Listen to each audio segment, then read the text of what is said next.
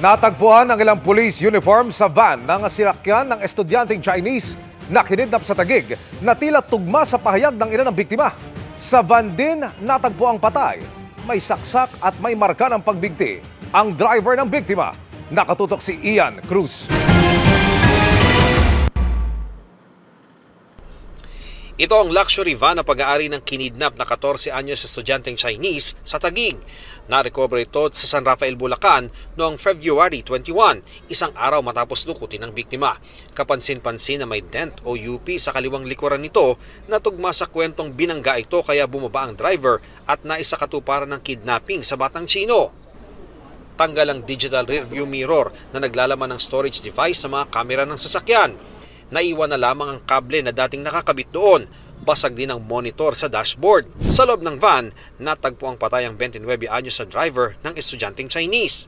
Ayon sa San Rafael Police, hindi agad nakita ang bangkay dahil bukod sa madilim na tint, may shade pa sa loob ng nakalak na sasakyan.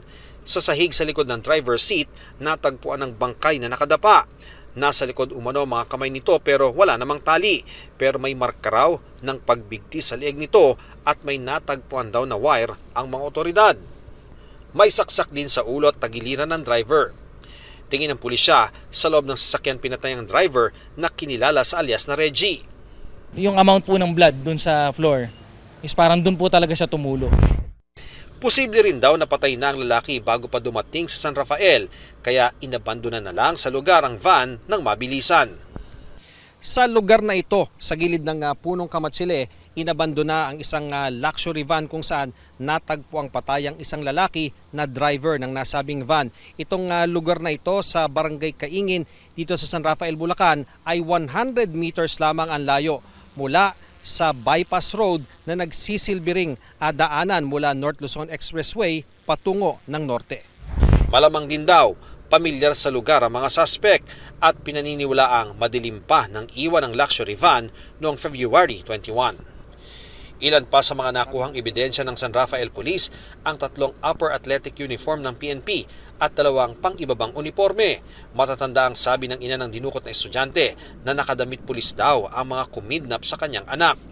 Kung sinasabi po nila na during the commission po nung pag-abduct po sa kanila, nung insidente, is dressed as police officers. Yun po, yung na-recover po natin, yun po talaga yung magpapatotoo doon. Nakakalat na po siya eh. Dito po, meron po dito sa second row, tsaka meron din po doon sa third row. Yung pants po sa third row seat na namin nakita. Ayon sa ina ng dinukot ng Chinese, ang kanilang driver daw ay dating nagtrabaho sa casino sa Clark at madalas ipinapakita ang kotse at tirahan sa social media kaya posibleng naging target ng masasamang loob.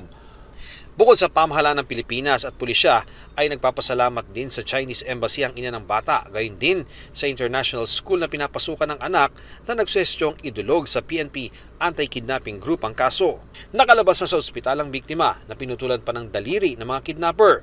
Patuloy namang tinutugis ng pulisya ang mga dumukot sa bata, kabilang ang person of interest na si Wang Dan Yu alias Bao Long.